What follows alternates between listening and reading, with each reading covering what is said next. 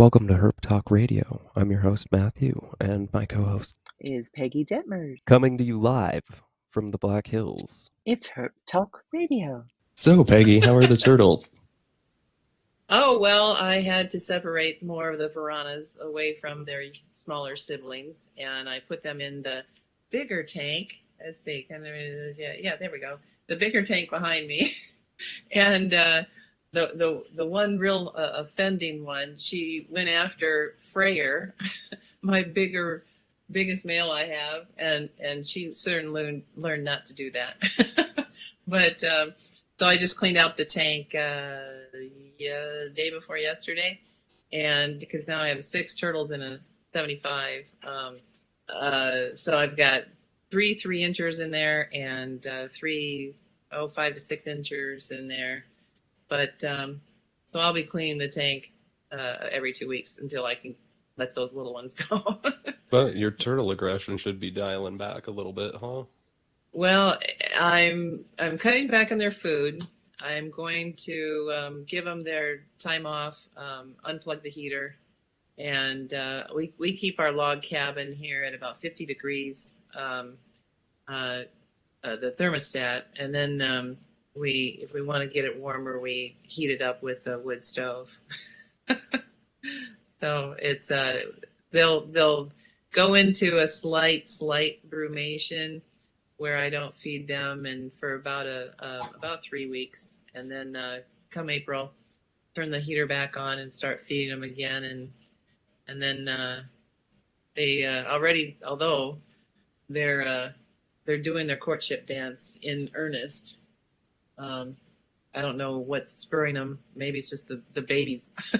They're like, oh, we're seeing new turtles in here, so let's do our thing. It must be spring.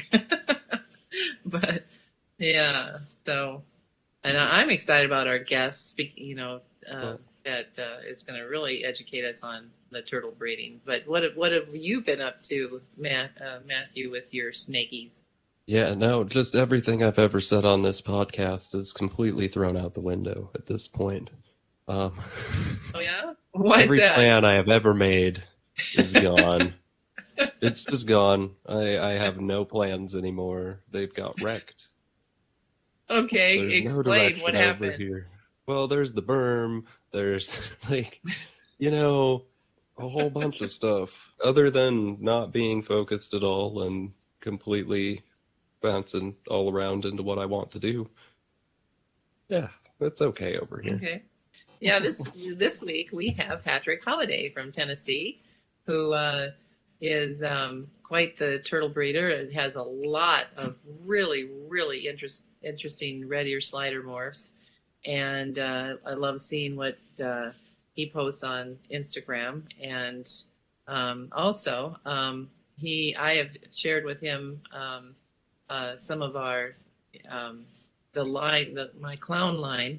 Since I don't have the space to keep a bunch of babies, I'm sending babies his way of my clown's brother, who I'm really suspicious that it is a het, since the clown clutch, there was, out of the 10 eggs that were all fertile, 5 of them were clown and the other 5 were wild type.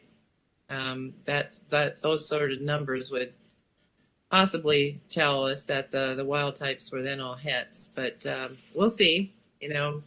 We're going to be breeding to find out such things. So I'm sending all the get to Patrick, because he's got the room to grow these out and to let us know what he comes up with. So how are you doing tonight, Patrick? Pretty good. I'm happy to be talking about turtles. I mean, any chance you get for someone to be like, hey, turtles, and just let you go, I'm all about it. Yeah. That makes me excited. That means you're going to be the perfect guest. We can just give you the ball and roll with it, then that's great. I mean, the few times Peggy and I spoke on the phone, it'll be like, hey, I have a quick question, just a minute of your time. And then an hour and a half later, we're like, okay, we one of us has got to go. It just That's rolls why you into start a snowballs. podcast. That is why you have a podcast right there, because every phone call turns into an hour and a half, and when you want to just Oh, have yeah. hour and a half phone calls with people, just record it. Yeah. Yeah. What got you into reptiles? Like how you got Okay. here? For sure. So when I was about 3 years old, 4 years old, something like that, my grandmother came home, and her sister had been doing a survey on the farm they grew up on, about 30, 40 minutes from where we live now. And they were walking one of the old like logging trails through the woods that they owned, and I can't remember exactly what it was, but I think it was a box turtle because I was only 3. But she almost stepped on it just walking, down the path, and just was like, "Oh, there's a turtle." And so, she picked it up and brought it home, and she was like, "Hey, I thought you would like to have this," which we know is now a no-no, but I was 3 years old, so I was so excited, and I had this pet turtle, and I did about as well with it as a 3-year-old is going to do with a baby box turtle, which we know are super finicky and require like such precise, care and everything and attention to detail. So that didn't go great. But since then, I've never not had any. There was a spell in high school where I just didn't have the time to keep any. And then after high school, I got back into it and then started trying to get more into the breeding. But when I was 3, I got one, and then all through like my childhood and even into my younger teens, I never didn't have turtles. I always had tanks or ponds in the backyard or something. Mm-hmm. So yeah, it took off from the beginning. Awesome. Yeah. So what lines are you working with? I'm working with a bunch of stuff right now, and I think oddly enough, one of the things I'm most excited to be working with is the I don't know if you say axanthic or azanthic, however it's pronounced, but the axanthic red ears. They're not very common right now, and I think they're underutilized. To be honest, they're just like a melanistic. They have black eyes and black skin, but they don't produce the yellows and the greens. And so you have a black red-eared slider, but it still has where the yellow stripes on the skin would be. It's more of a whitish blue, and then the ears are still red. So with a charcoal, you get a completely blank, patternless animal that is black, or even like a deep blue gray. And with the axanthics, you get the same thing, but it retains all that pattern. And I just think that I think it has a lot of potential to be mixed into other morphs so that you can get that coloration that people love with the melanistics, with the charcoals and the black pearls and things like that, but you don't have to sacrifice the actual pattern that you get. So things like clowns or pastels or anything like that, when you breed those into a melanistic, you get another, not necessarily blank, but just a more plain version of those two genes coming together.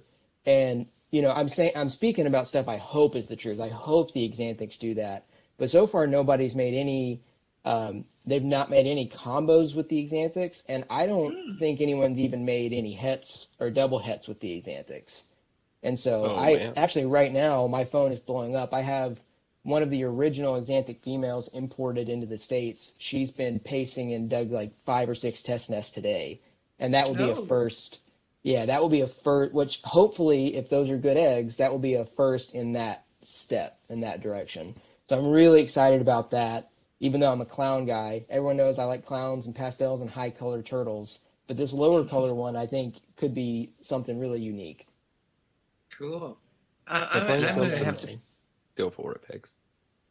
I'm going to have to really follow that, because right there you said, there's 3 dark red ear sliders, and that I was just thinking, charcoal, and so you just listed 3 dark morphs that a lot of us who don't follow all the morphs in the red ear sliders, that's really interesting. I'll have to go and really study your page even more to see if I can learn how to distinguish between the axanthics and the charcoals, and what was the other one that you mentioned? The black pearls.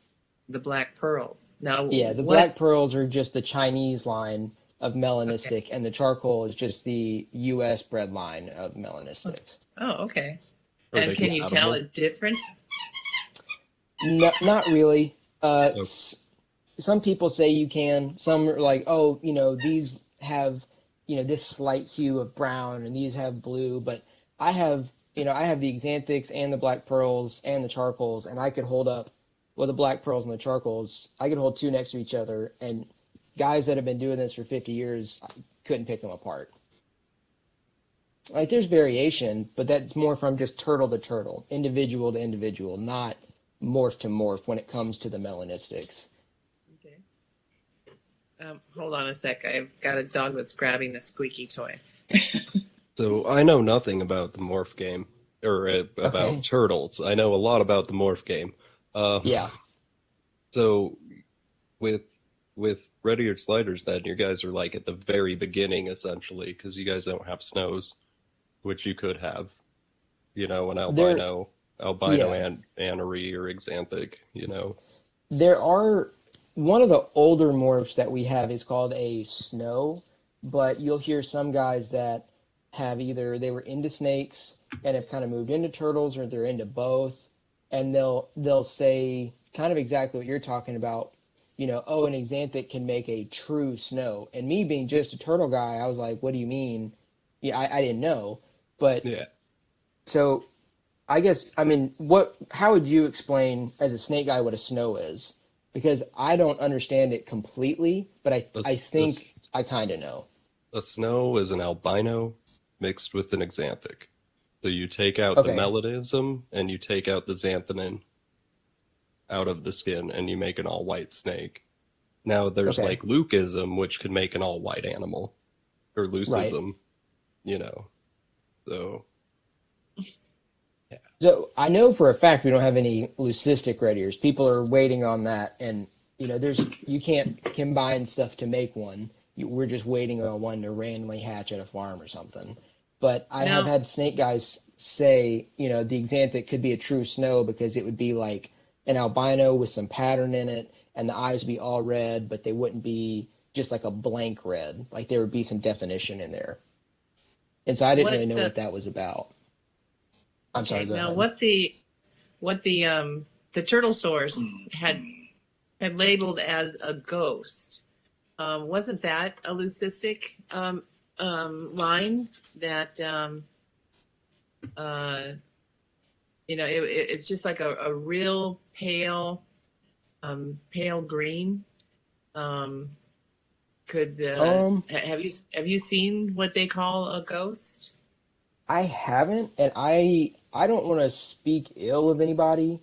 Um, I'll just give my own 2 cents on stuff like that, and I've learned it from other people as well as seeing the stuff that they put out. And the turtle source tends to just kind of name random stuff, whatever they want, and they'll also give a background or like a history of how that turtle came to be or how that particular morph came to be. And a lot of it just it doesn't make any sense. And Okay. I'm not trying to speak anything bad about anybody, but it's just that they'll hatch a random, more hypo or more light colored animal and give it a name and call it a morph. And, could it be? It absolutely could be, but it can be random hatch stuff, or it could be stuff where they've just thrown a bunch of stuff, a bunch of genes into a pond, and then whatever hatches out, they just try to explain it away. When in reality, it's just a hodgepodge of genes and hets, and they're just getting stuff out. And it would take Okay. a long time for you to like breed it back and find out what exactly is going on. Okay. So I haven't heard of that ghost. There is an actual morph called Ghost, produced by Jared down in Florida. He's the Albino Collection on Instagram, and he Okay. mixed a black pearl with a hypomelanistic red-eared slider. And those are called ghosts, and more people in the turtle community would recognize that as a ghost as opposed to whatever the turtle source is posted as a ghost. Another one I'll have to look up. Yeah, I was They're gonna like a say very in purpley snakes, color. Ghost is hypo along with something else. So If it's a darker morph, then they're probably very similar, or at least very similar genes. I'm not sure how they would look though. Interesting. So now I saw on Instagram that you had a female already lay, and quite a large clutch for being at her first year. Have they banded since the laying? They have. There is. I actually got my first clutch, and it was from a caramel, and I was getting excited. I was getting the medium ready and like mixing the vermiculite and stuff. And as I was getting ready to go pick out those eggs and dig them up, I got a notification from my cameras from my clown nest box, and my het got up there, and she started digging to the pond right beside it, and I was like, well, now I've got to wait.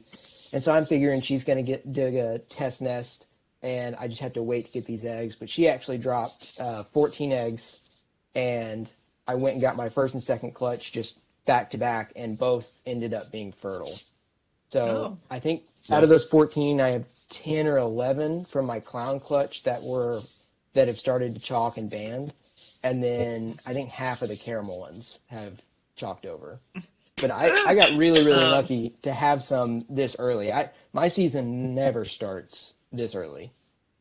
Wow. And do you think you'll get then more clutches out of those two females? I hope so. Interesting. Yeah. Yeah. Yeah. Oh no, I'm sorry. Go on. Yeah. I mean, I only have one female that's laying eggs, in the first from, this last year, and she laid, 3 clutches. But yeah. I just didn't know if what you guys are seeing in the red ears, if they happen to lay a month early, does that mean she'll lay an extra clutch in the expanse of the breeding season, or if she'll finish earlier in the year and not lay again? Hey, that's a tough one. A lot of guys in the South, like Florida and Southern Georgia and stuff like that, their season just is longer because their spring and summer begins earlier and their winter comes on later, and they kind of get both. Their females start earlier and will continue to lay later than guys who are either indoors or are in like my part of the country who have a more normal length season. Just depends on what time of year. And so for me, I'm not exactly sure what I'm going to see. This is my first and likely only season to breed indoors. And so I really don't know what to expect from them.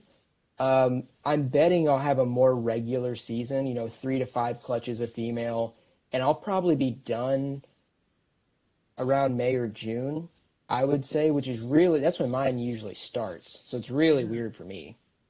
But I mean, I'm not going to complain if they just keep going all the way to like September or October. That's the latest I've had them is October. So now I know that you had moved your operation in after that really weird snowstorm you guys had, that deep freeze and snowstorm. Are you going to move them back out, when the weather can be counted on? I'm planning on it. Yeah, I've made a few adjustments. It's really hard to say exactly what went wrong. I'm going to chalk it up to the setups were brand new. I worked on them all summer, and there was no time for troubleshooting. And I think I may have just put everything in too soon. And the issue I know that was caused by me was my ramps weren't deep enough. And me and a few guys that I've spoken to have kind of agreed that they may have exerted themselves or overexerted themselves trying to get to the top and bask on still cold days, but slightly warmer days. And, could have fainted or drowned, or even I've heard some people say it can cause a heart attack because the heart rate's so low. And it could have been any of those things, but it very well could be what you said. We had a freak weather system come through, and I'm only 25, but I've never seen weather like that in this part of the country. And I mean, it plummeted and then it shot right back up, and it was really weird, and it did not do well for the turtles that I had outdoors, unfortunately. Yeah, I'm a big chicken as far as brumation goes. I don't have a pond deep enough to brumate anything out there. And I've never outdoor brumated any turtle, and I'm 66. I will be in May, and I just some of the people that I follow over in Europe, they, I know one person just showed this gorgeous high color southern painted that they lost in the winter due to through the brumation, and I'm like, I'm just too much of a chicken to do that. I've never even put them in the fridge. Yeah. No, it's terrifying. And I mean, I think it's hard to not be afraid to do it. Every year, every time it gets cold, every last turtle I own is in the back of my head. I'm like, do you think this one's okay? I wonder how this one's doing. And the worst part is you have to leave them alone. You can't go in and check on them. You can't mess with them because that can disrupt it and be just as bad as if you're ill prepared or you don't have a good enough setup, like it's not deep enough or there's no air in there. So, it's just hands off, cross your fingers and pray. And for me, 5-6 months, and you never see them. And then one day, boom, there they are. And then it's just this huge sigh of relief, like weight off your shoulders. Because like you think at the same time, in the back of your head, you're like, oh, they'll be fine. But simultaneously, you're like, but will they be fine? I hope so. And most of the time they are. This is the only time I've lost any in brumation, and it was like a domino effect. Like one day was bad, I lost 1 or 2, and then the next few days I lost, I think 11. It got really, really bad. And so I was like, something's wrong, something's up. And so I pulled them all indoors. Luckily, it was after that weather system came through. My water temperature was like upper 40s or really low 50s, and the air temperature in my basement was about 52. And so I pulled the trigger right then, drained the ponds, and put them in my garage and dry docked them at about 50, 52 degrees for 2 or 3 days to keep them at that temperature. And then I put in room temperature water, and I warmed them up really slowly over about a month. And then I think that's the reason that mine are actually breeding and going about their life as usual, because they had a slower month-long warm-up. But it was really stressful. I had no intention to bring them in. So I just threw a bunch of stuff together, and I was like, okay, let's hope that works. Wow. Well, it makes me think that, if someone's really wanting to do a big breeding operation, is what if we do just a shorter brumation and then, bring them up earlier in the spring, so I'll get, 4 or 5 clutches per female instead of 3, by just, instead of doing it all natural outdoors, you do a brief brumation, and then, instead of a 3 to 4 month, a 1 month, and then see how many clutches. I would assume, though, you'd have to really be feeding them a lot of really high quality foods and extra calcium so they could build all the eggs properly. Yeah, definitely. I was talking with Mike Panovich the other day, and he was singing praises about adding cuttle bone to your females or to your breeding setups, because the calcium that they make the eggs out of, they'll pull from their bones, especially if they're like lacking in calcium. That extra calcium they pull from their own bones and their own bodies, and that that cannot be good. Obviously, that can't be good. Yeah. So with the females laying, it's really tricky because red ears have a quick turnaround when they lay to when they lay again. You have about 10 to 14 days, give or take, depending on the turtle, and they'll drop a clutch, and then about 10 days later, they could drop another, or they could at least be gravid again. And so roughly 2 weeks, and once you can feel eggs in there, if you palpate them, they're really not going to eat much after that. And I couldn't tell you why that is. I just know that that's the way that it is. And that's kind of my first sign, is if a big female who's got a lot of weight on her, like she's big and stocky, just isn't interested in food, and she's being shy or something, typically that female has eggs in her.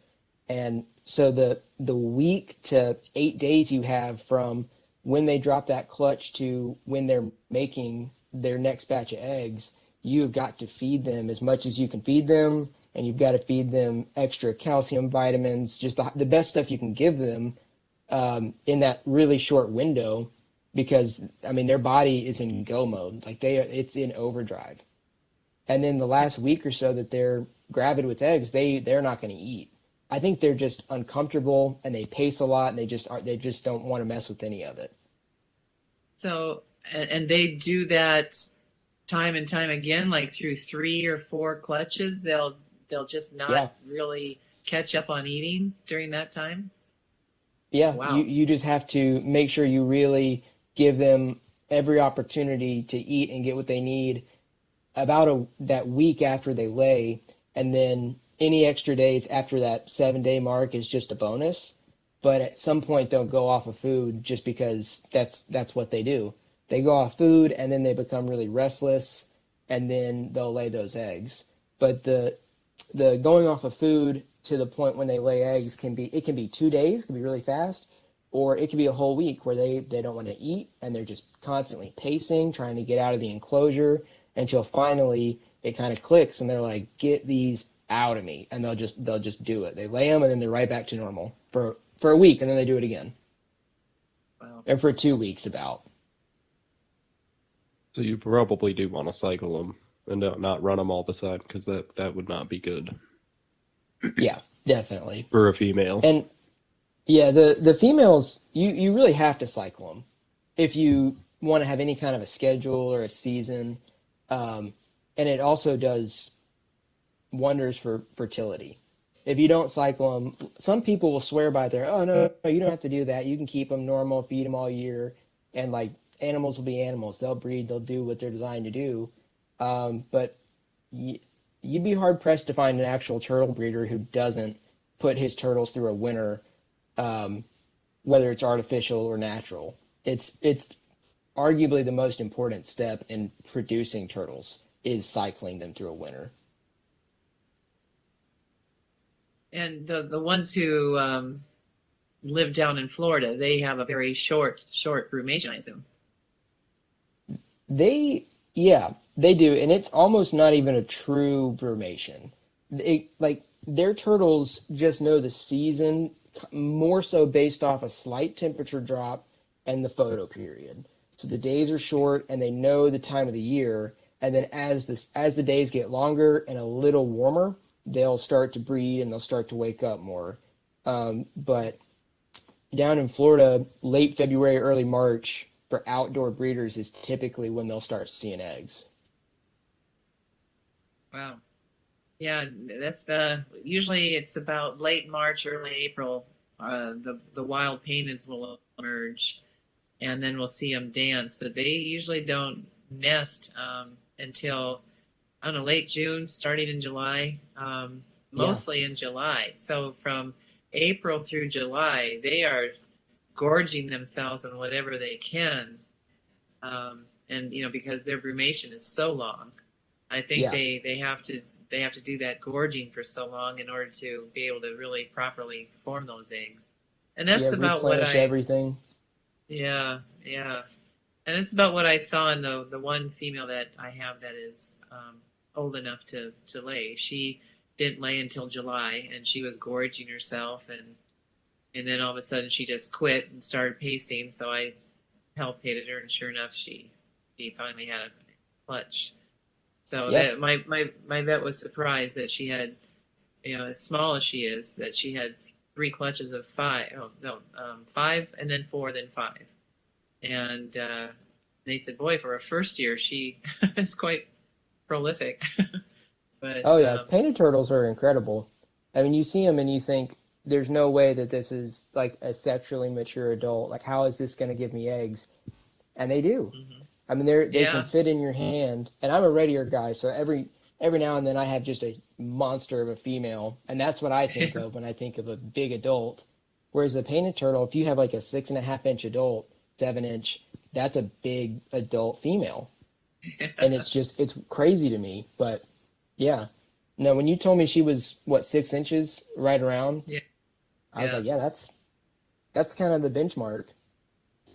Yeah, and where I had released some of the baby turtles. Well, actually, it was two about 8-inch females, and then several juveniles.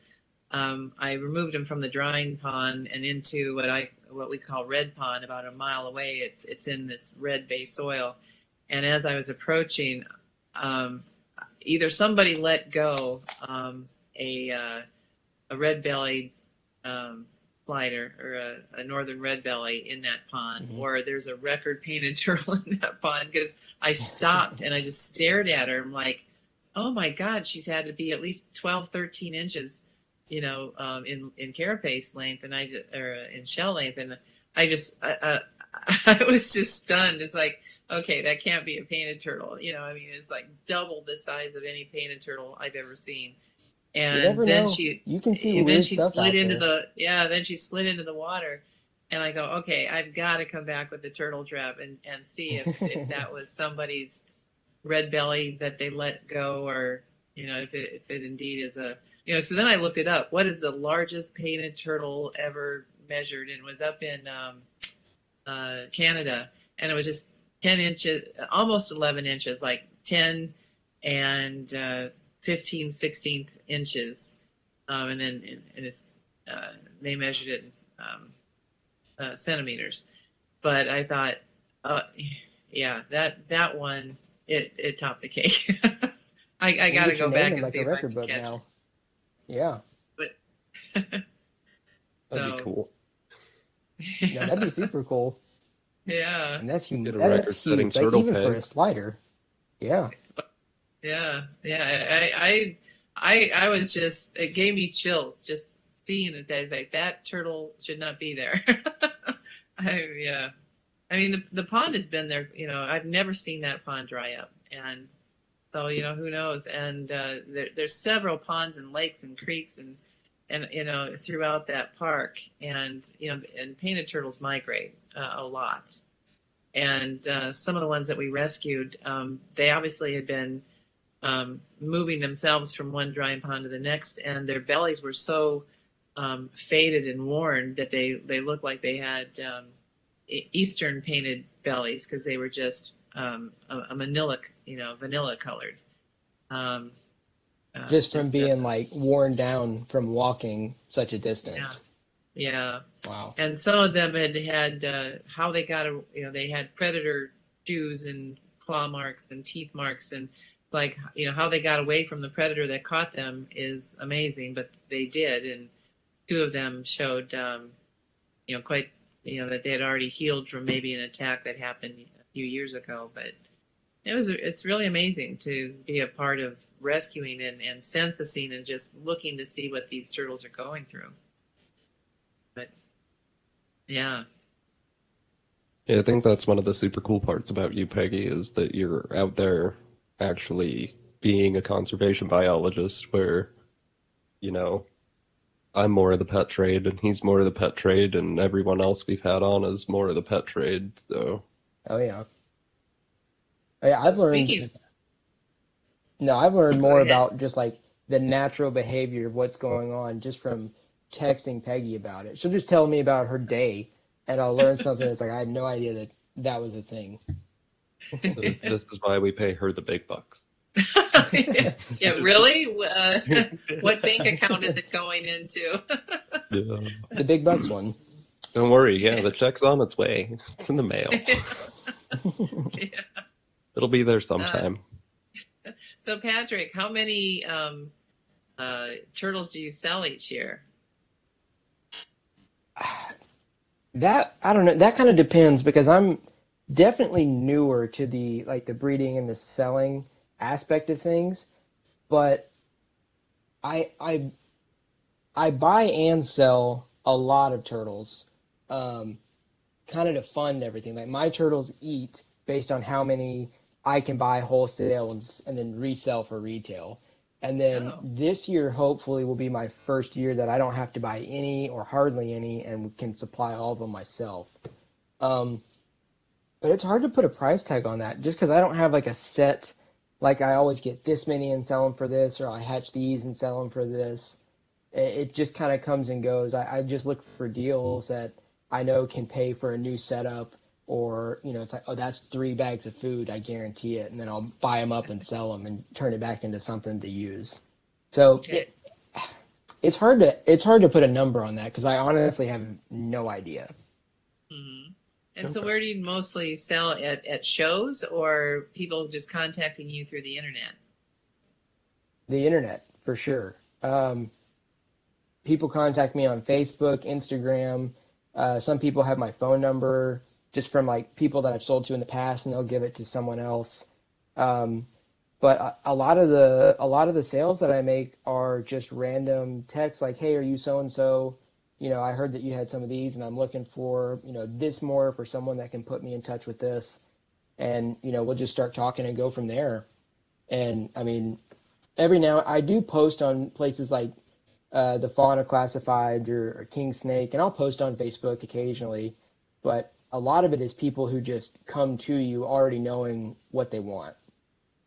Okay. Do you do a lot of exporting? No, I haven't. I Okay. I want to work towards that. I've started making a few friends over in Asia and stuff, and we kind of bounce ideas back and forth off each other. And I want to work towards being able to export and import. There's a lot. The list of stuff that I would like to import from those guys, you could fill a novel with it. It's everything. But I haven't had the chance to export yet.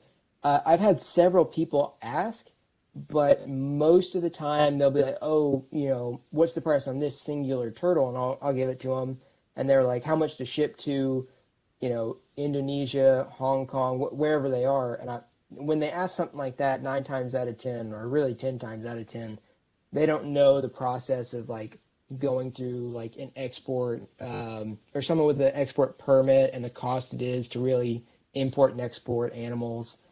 And so I haven't had anything like that actually go through. I just have a lot of people that are like, "Well, just send it to me." And I'm like, "No, it doesn't work like that." Yeah, Yeah, no, it doesn't. I've had so many people contacting me wanting to buy that clown, and Oh, I'm sure. and that, I mean, I put it out there like, what do I have here? I mean, I've seen red ear slider clowns, and at the time they were called hypo pastel red ear sliders, and now it's mostly that is now called clown, and so I knew it had to be some, it was a hypo pastel or hypo melanistic of some sort. Yeah. And and then and the same way with its siblings who never made it out of the egg. But it's I put it out there and I said, okay, what do I have here? And all of a sudden my computer blew up, with everybody, I mean, the painted morphs they're very new. The only one that has been around for any time is the albino southern paints, and they're still very expensive by just about anybody's standards. And something, especially when you found those back in 2018, 19. 19, yeah. Yeah, like clown and pastel painted turtles, you just didn't see them. There were a handful kind of floating around. For whatever reason, we have a decent amount of the Eastern painted clowns here in the US. But over in Asia, there's a handful of guys that have hatched these clowns, Westerns and Easterns, but they're not as well known or distributed or whatever it might be. So whenever that one kind of became public and kind of became known, and it looked so much different than the Easterns or your typical, what we call farm pastels of other species, it really caught traction and people really, really wanted it. And that's definitely how we got in contact. I messaged you about it to see if you still had it. And you told me right off the bat, you're like, "I have it, but I'm not going to sell it. Don't even ask." I was like, I wouldn't either. Fair enough. Yeah, I mean, my curiosity and some of my favorite courses in my getting my 2 degrees was the genetic courses, and it was I always called them my easy A courses, because it just I loved gene recombination, and so now we had the geneticist on was about 3 or 4 weeks ago. I can't remember what, but A it's lot longer than that, pigs. yeah. It's and boy, just learning so much from him as far as the postulations about what's happening with these clowns and why a lot of them, especially in the painted realm, why they're not proving genetically sometimes. Well, I haven't really even heard of a genetic clown line in painted turtles yet. Have you, Patrick? No, I don't think there is one. I know that Mike is at least the closest, because he has a clown Eastern painted that ended up being a male, and that male ended up being a fertile male, and he's made several hets with it. And he hasn't been able to prove them out yet, but I think that's more of a timing thing, not it like didn't prove out. It's still a younger project, and he's getting closer, but it wouldn't surprise me at all if he's the only one that has successfully bred a clown painted turtle. Just because of a bunch of factors, but mostly the rarity of them, and for them to find a home with someone that has the knowledge and the ability to actually have a good shot at breeding it. Mm-hmm. No, I haven't breeding checked turtles back is with not him. easy. Yeah. I haven't checked back with him for quite a while to find out if he is also breeding that clown male painted to clown female Eastern painteds. No, I don't think he has. I think he just selected some very nice wild phenotype females, just because why not give the babies the best chance at just looking good as normals anyways. So I think they were just bred to, or the male was just bred to hand-picked adult Easterns that were just normals. Okay. But that's because there is there's one morph of Eastern painted that's like a proven line, and it's a T positive albino. Yeah, but they're ridiculously expensive, so it's really hard to get your hands on them. I've seen those on Morph Market. Yeah. Yeah, I was offered a group of 20 or 25 adults for 1.5 million, and I was like, I'll think about it, but I was like, let me run the numbers on that right quick. Yow. Yeah. Yeah, I'll get back to you on that. The turtle market is really reminiscent to me of like the older ball python market, like back in the early 2000s.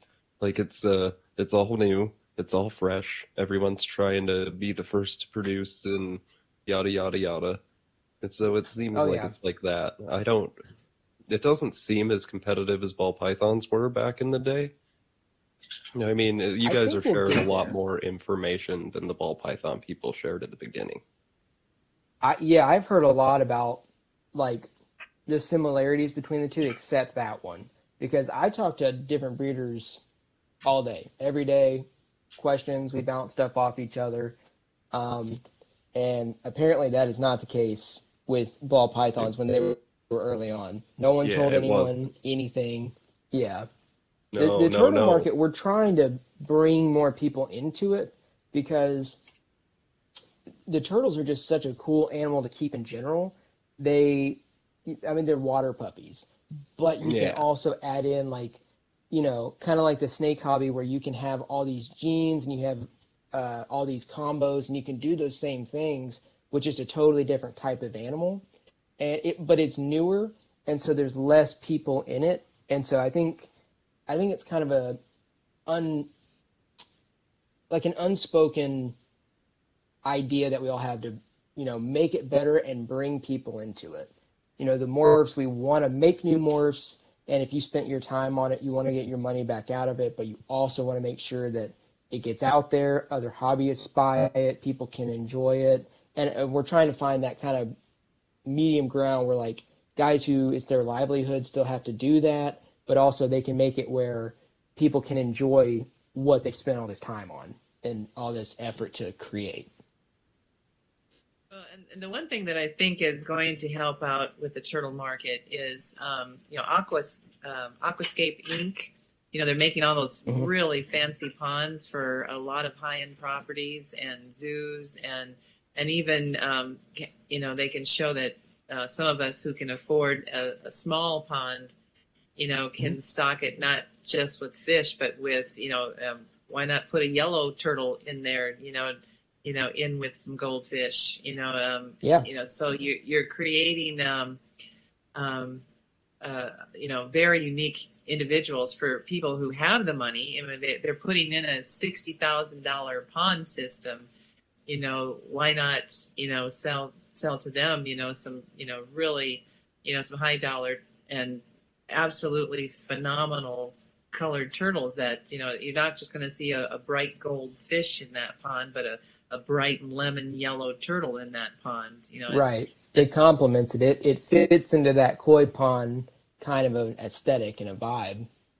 Yeah, especially the red ear sliders, because they, like you said, they get a good size. You can't miss a bright yellow red ear slider in a pond like that. Yeah. So I think that's going to be a real expanding market for you there, and and I mean, because boy, I just see more and more people wanting to put in those landscape ponds. And then they want, I mean, my gosh, the money that they spend on koi, it's like, wow. And Koi are incredibly expensive. Yeah.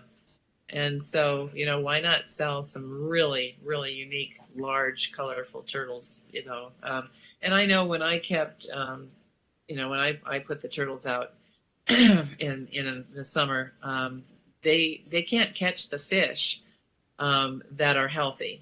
And matter of fact, some of the fish, could really, they'll ram the turtles, like, just leave me alone. The turtles just like, they learn to swim away from healthy fish. Oh, yeah. They do that thing. They kind of turn like that. It's like, no, I don't want it. Yeah. Yeah. No, it's funny you bring that up. I've had local guys really recently who are building ponds or buying homes that already had a pond, and it's like a simple koi pond. But I mean, word has gotten around in like my hometown that I'm breeding these turtles, and no one knows anything about it. But they're like they're turtles, but they don't look normal, and that's what people say to me. They're like, "So you breed weird looking turtles?" And I'm like, "Kinda, yeah." And but I've had guys reach out, and they're like, "Well, I'm putting koi in there, and I have like dwarf, like albino catfish, and I just have these prettier fish, and I think a turtle should be in the pond." But I don't want a normal bland turtle. Do you have anything for that? I'm like, yeah, that's exactly what I have. It's either for people who want to get into the hobby for breeding and combos and things, or for people who just want to put it out there and enjoy a turtle that's more unique than if you went to your state park or you're driving down the road and you see some up on a log. It's just a different look to it, and it can add to the experience of having your own pond. Is you have your own, you can customize it that much more. Is pick your color of turtle and put it in. It's like that. Yeah, and then those turtles, I mean, they can entertain, the homeowner and their guests, because when they get used to being fed, especially by the hand, they'll come up out of the water to grab food from you and then go back into the water. I mean, they're highly entertaining, and absolutely. You just have to tell your guests not to, dangle your bare toes in the water. Yeah, they'll get you. But yeah, I mean, I just see that market really launching, for, the fancy red ear slider, because that market of, I'm Matthew. He used to work in a landscape company and has put in a few ponds. So I'm hoping to get this commission of creating another large outdoor bronze bison. And I told Matthew I'm hauling him over to our place to help me put in a pond. Oh yeah. And so big painted turtle clown pond. Yeah. Heck yeah. Give it a few years and it'll just be like little comets swimming around in there. Yeah. Yeah.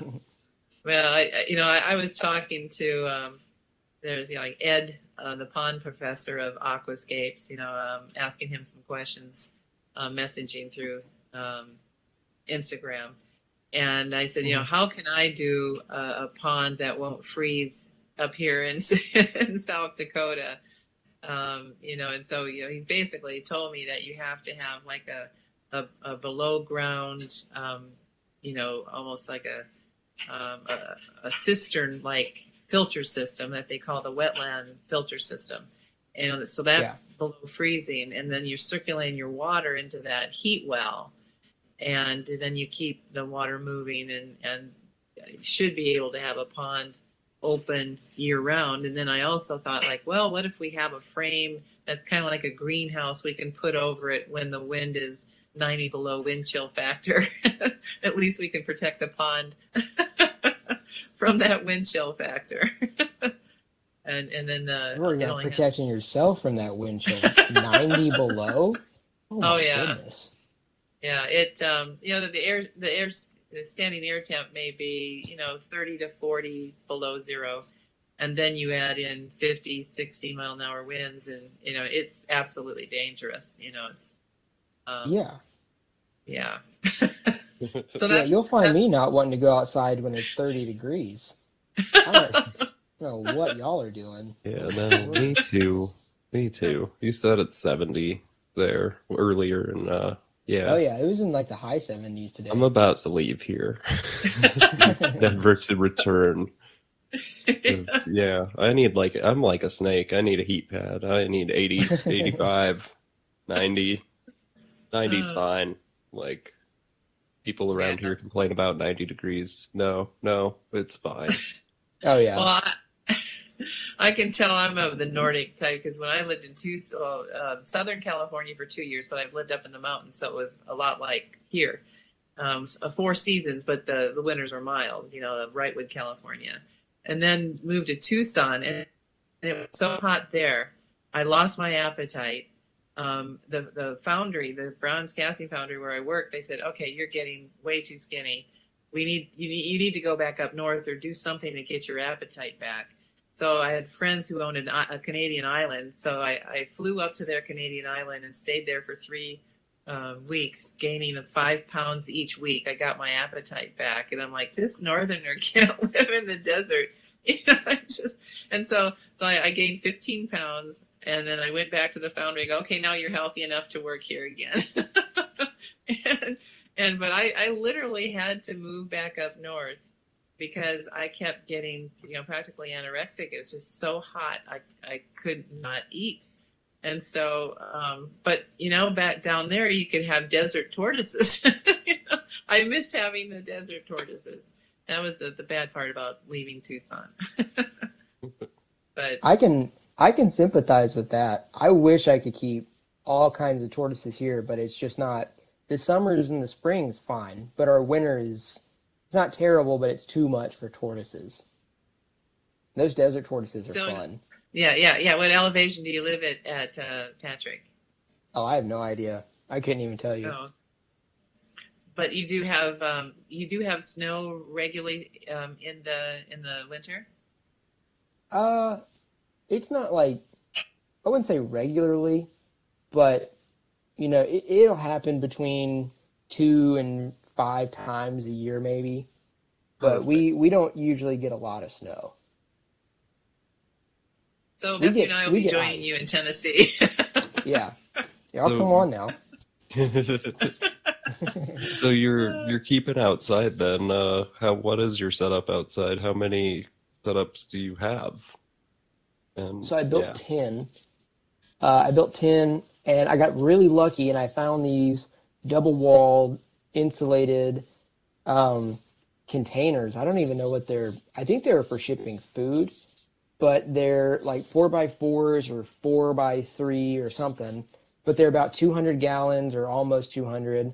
They're insulated, and they had pre-marked little like semicircles that were kind of risen, and it was to drill a drain so that you could ship liquids in it. And it has the tanks are a lot taller off the ground than they actually are deep. They have legs on them, and so if you wanted to drill straight down to the bottom and have like a drain that went just all the way down, you could do that. Or I run cords under mine, or lay pipe through them and things like that.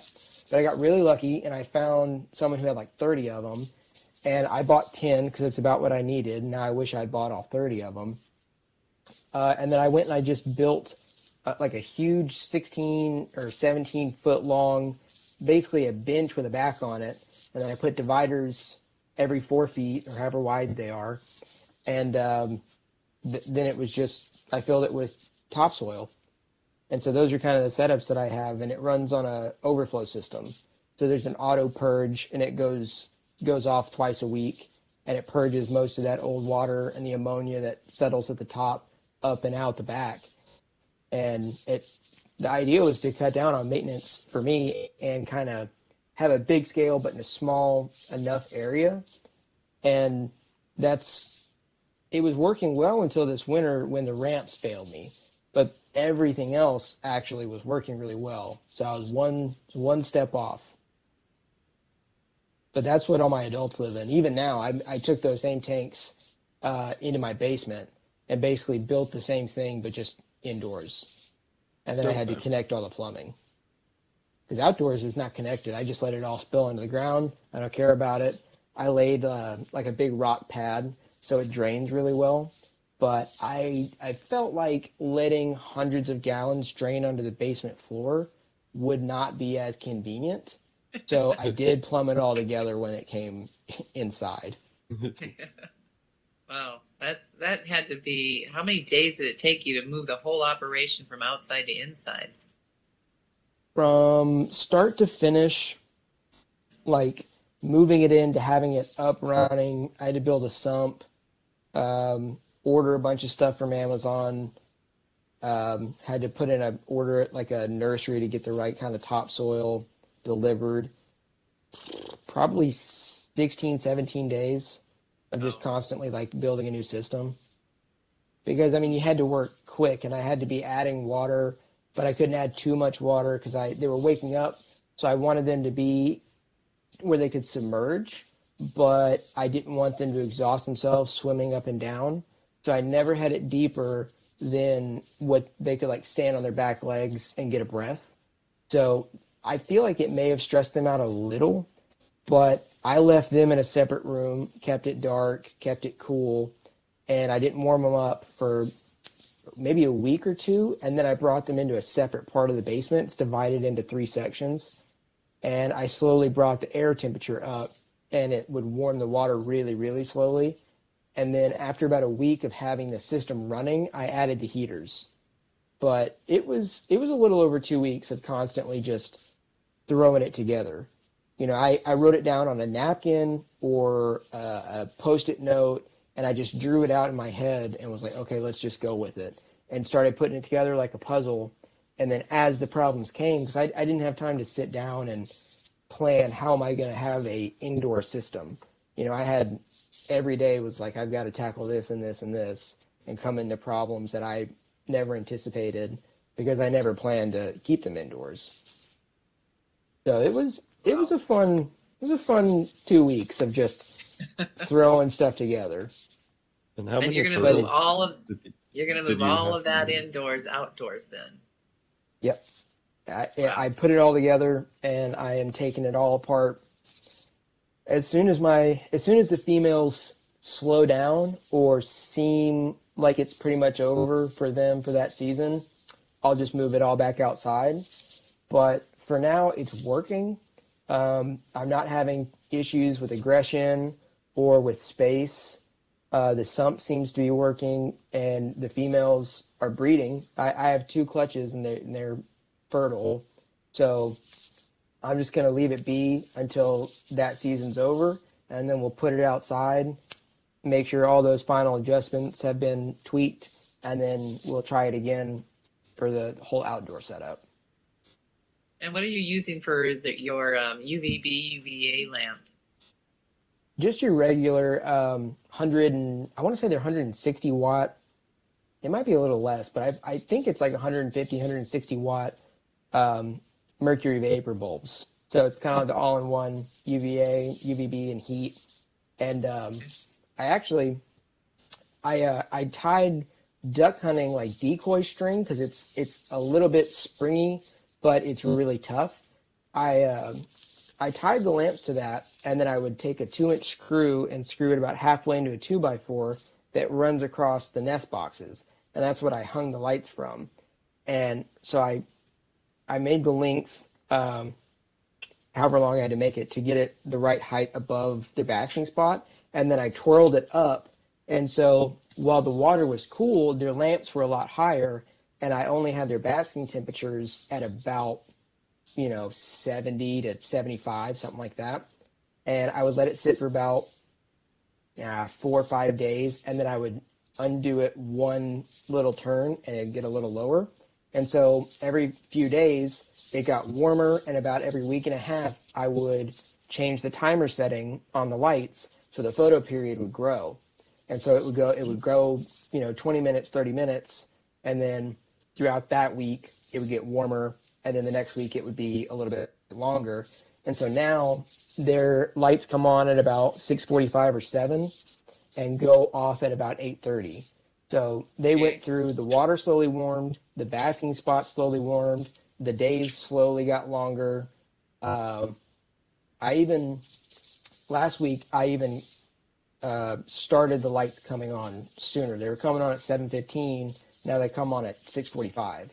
So they're in full summer mode. And I tried to mimic the whole thing like as best as I could and warm the water, the basking temperature, the lights, everything consistently and slowly. And I think it worked.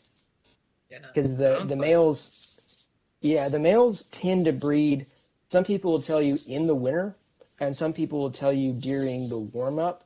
And when you're outdoors, you have a month and a half of those kind of in between, like 65 to 70 degree temperatures, where the males really have plenty of time to get all their breeding done. And then all summer, females would just lay fertile eggs from those pairings. And I just didn't have that luxury. I couldn't do that because the space that I moved them into is where all my grow outs are. So the air temperature is really warm in there. And so I couldn't bring them from 55 to 80 over a month. I brought them from 55 to, I don't know, like 65, 67 over like 2 or 3 days. And so we skipped a big chunk right there. And then I had to start at almost 70.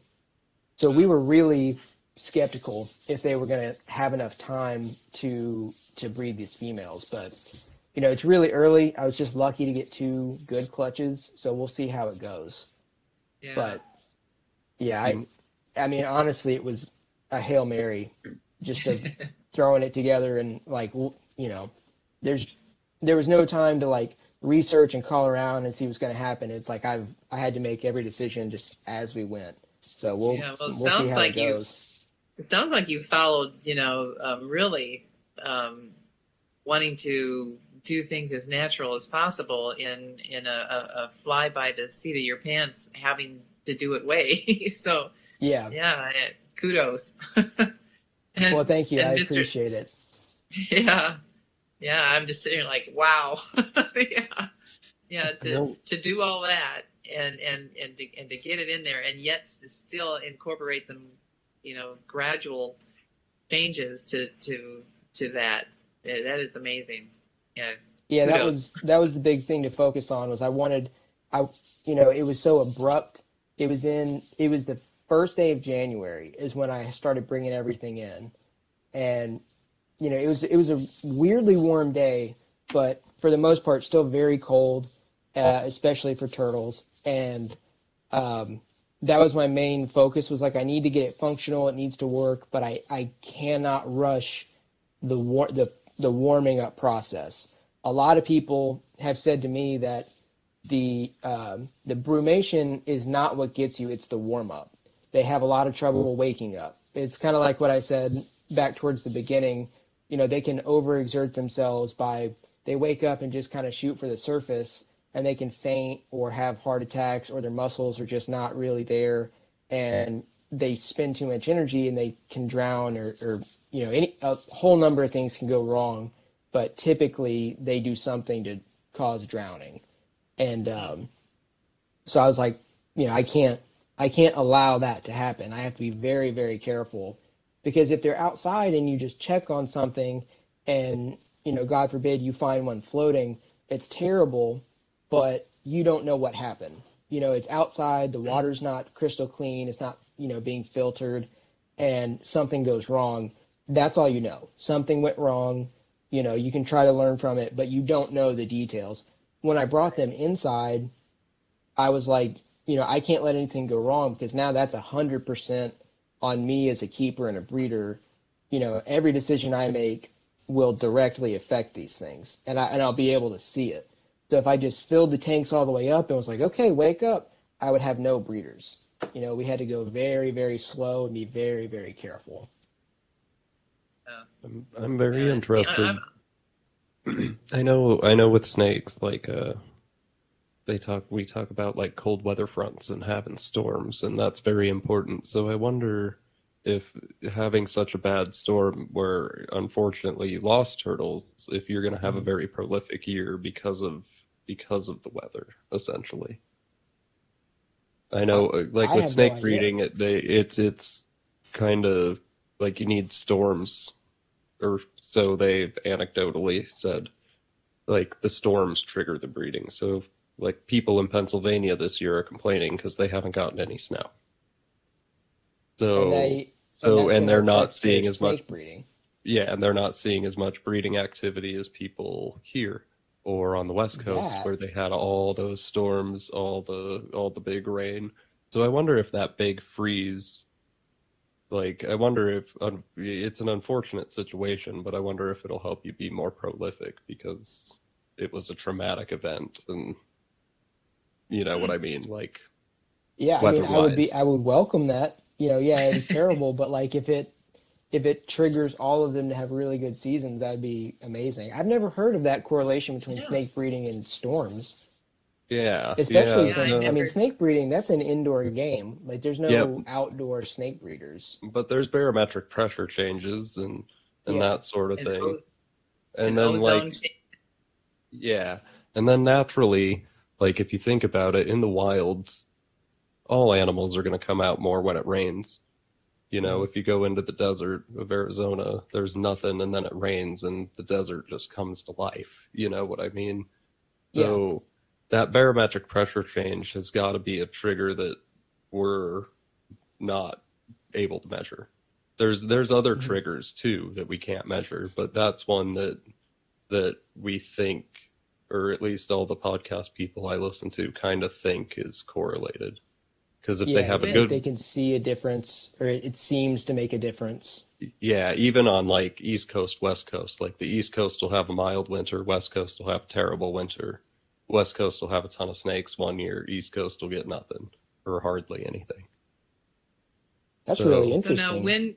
when is this? Are the how do you say it? As a biologist, I'm thinking I can picture like the spring storms really, with the massive amount of ozone that you can smell in the air and the rapid barometric pressure changes, and then the day night cycle is getting longer. I could see that those spring storms really triggering it. Are you saying that the snake people are seeing winter storms causing Yeah, in an uptick? species that don't have a winter, like in more northerly species, there's still storms. There's a wet season and a dry season, but it's wet in the wintertime, and then the snow dumps, and that's the barometric pressure change they're going off of, even though they're more equatorial, right? Because Right. it's still the storm, it's still that pressure change, and Their there's food monsoon. cycling, there's light cycling, there's a whole bunch of other cycles we could go into, but the one we Yeah. can't control is the one that interests me. That weather, that barometric pressure. When you think about it, that could really explain away a lot of good and bad seasons. For someone who like if they've been in the game, they know they did everything right, they checked all the bases, and then just for some reason they just had a bad year. That could really explain stuff like that because as much as you can try, that's something that you have absolutely no control over. Right. And it's not that you're not going to produce anything. Just you're Yeah. not going to have as good of a year, right? Because I think even the turtles in brumation, probably in the wintertime, they still feel that change.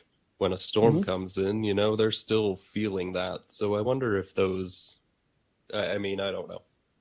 I don't know. It's all anecdotal. So Well, and Well, then I what mean, I learned. Go ahead, Patrick. I was gonna say, I'll let you know in a few months. We'll see how yeah, it I'm goes. I'm interested to find out because like, Yeah. yeah, that'll be interesting. Well, in working with the nutritional biochemist for 14 years, the one thing that we noticed, and she was primarily a real go-to in the equine world. Some of her clients were the top racehorse breeders in the world, and they would notice that in horse feeds, they basically buy according to commodity price. In some of the mixes you'll have more barley, and some of the mixes you'll have more soy. It just depends on what the farm commodities are doing. Well, they found that in the high soy mix years, the stallion's fertility went down.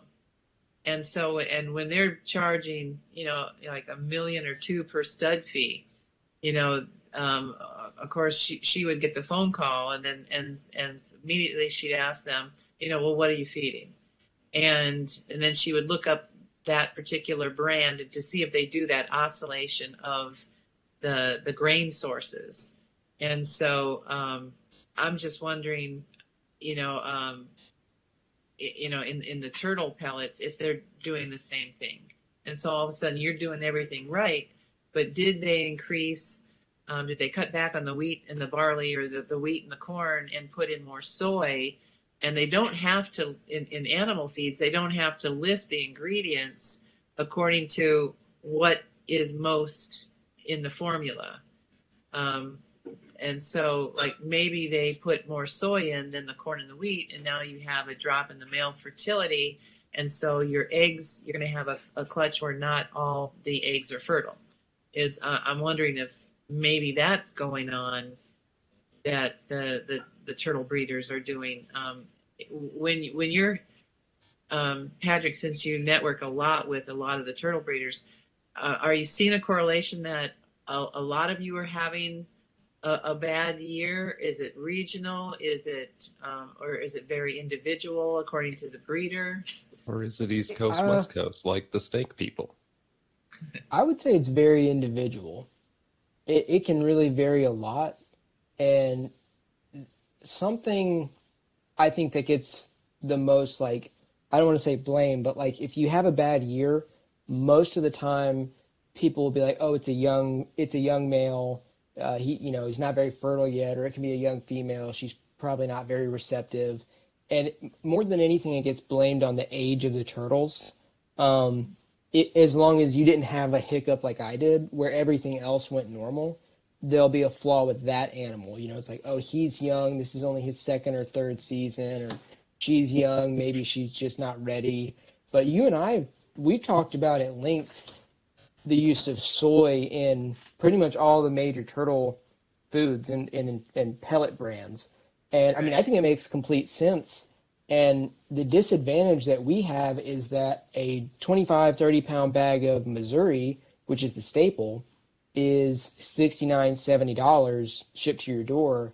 Whereas you found, what is that new food that you've been using that you said you saw like significant growth? Yeah, what I start them out on is a discus food, the really Mhm. tiny little pellets that the fresh, absolutely fresh hatchlings will eat before they even absorb their yolk sac. And with the other babies I had raised from rescues before, they would only take live. Well, they started on the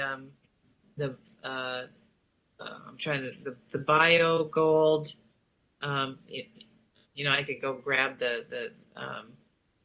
it's a Hikari discus bio gold plus, and boy, Yeah. the babies would start eating that within a day after coming out of the shell, and they're still having their yolk sac. And then after they start eating those pellets, then I switched them to New Life Spectrum Float, which is and That's that one that one you told me about. The right. float. That one has no soy in it, and the growth is just smooth and fast. And I struggled to get the babies on pellets.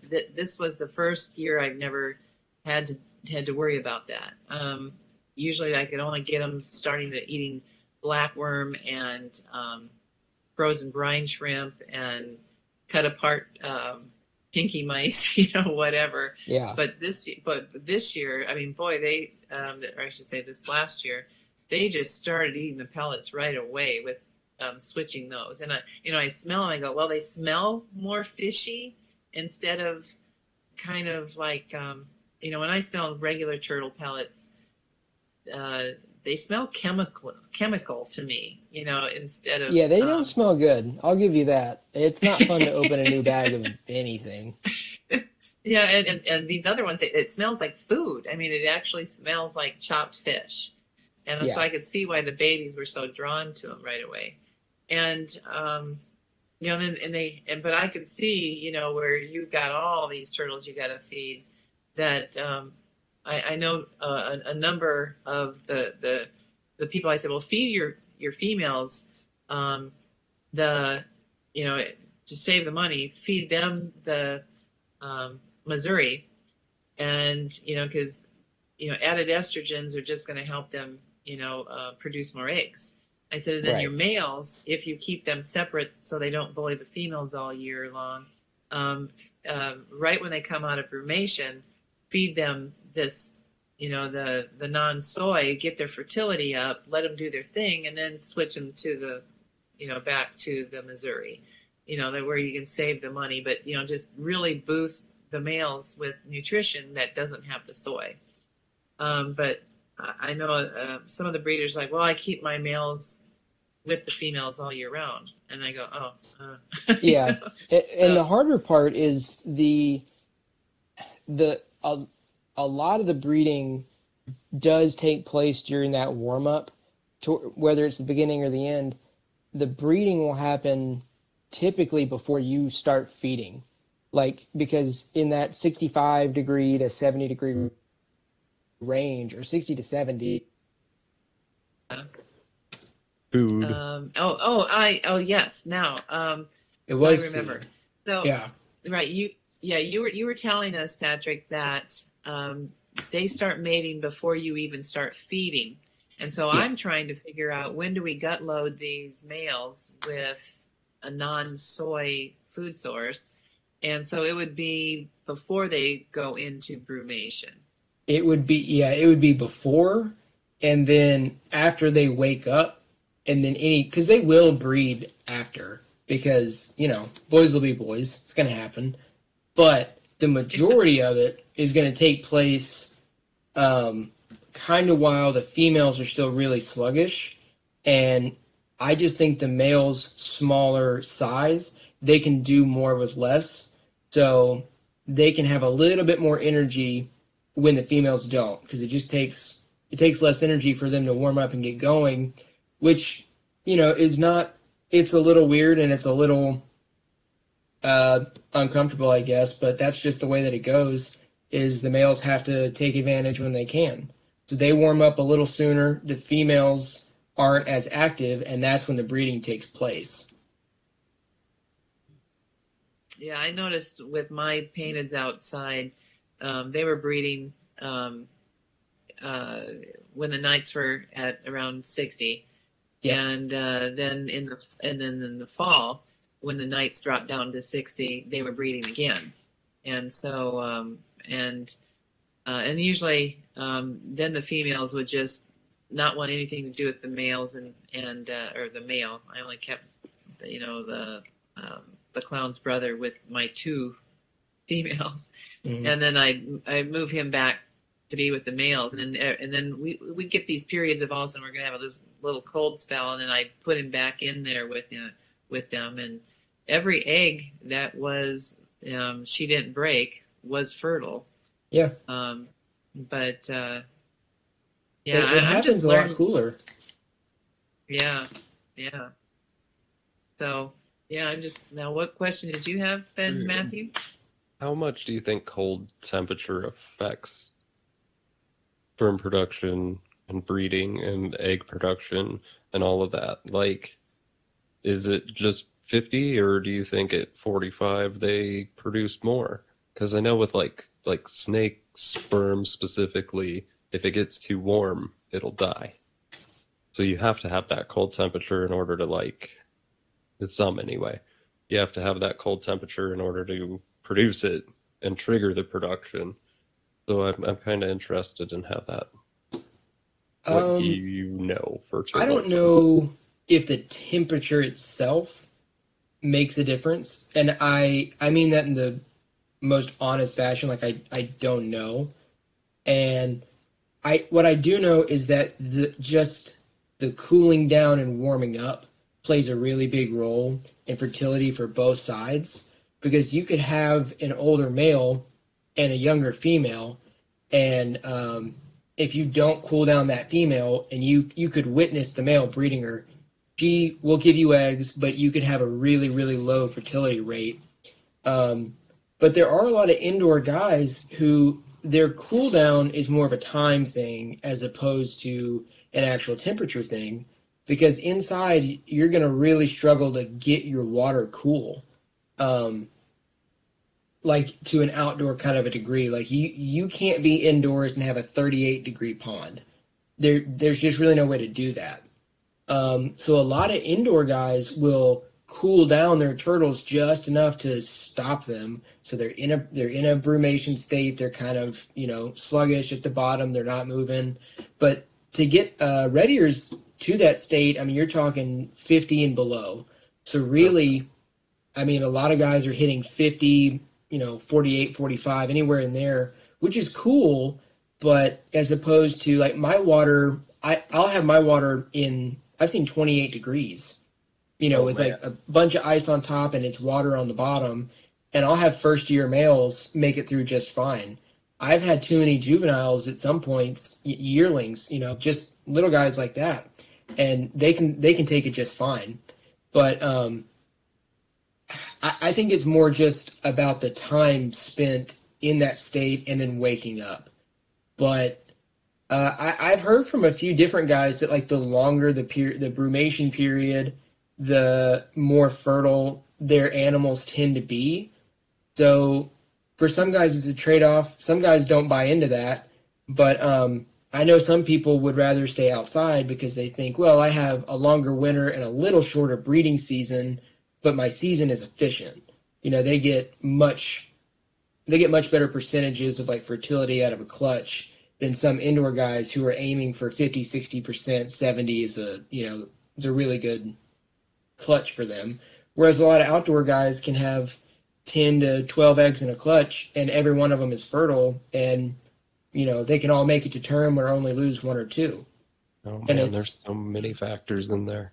There's sun, there's barometric pressure, there's weather, there's everything. There's the cold, you can't just be like, oh, well, they're outside, so it's this. It's clearly this. No. Yeah. No, when they're outside, there's no telling, but it's just a lot of guys think it works outside, they live outside, it's where they're meant to be, let's just leave it at that. Right. Which it's hard to argue with. No, 100%. You got snake people keeping snakes in boxes. So, Well, it's different, though. Like, you couldn't keep your snakes outside all year. That's not true. That is not true. Really? Chuck Poland. He keeps his diamond pythons outside in an enclosure all year round. He's in San Diego. Mm-hmm. Crutchfield keeps everything outside. Ron St. Those Florida guys keep everything outside. Yeah, those Florida guys do keep everything outside. Everything, why wouldn't you? It's kind of cheating. Yeah. But no, people keep snakes outside. You wouldn't want to keep your little pencil-sized horn snake outside. I mean, you'd lose it probably. But yeah, and with the turtles, just about any state you could get away with keeping red ears outside. Not every state, but just about any state. And with snakes and most other species of reptile, you'd have to just so happen to be in a climate that fits. Right. But red ears they're so invasive. I mean, Peggy, you've seen them where you are, and they should not be anywhere near there. Now, I don't think an artificial pond would work. That's too small. But an actual pond or a lake, they're going to bury down at the bottom, and they'll make it just fine.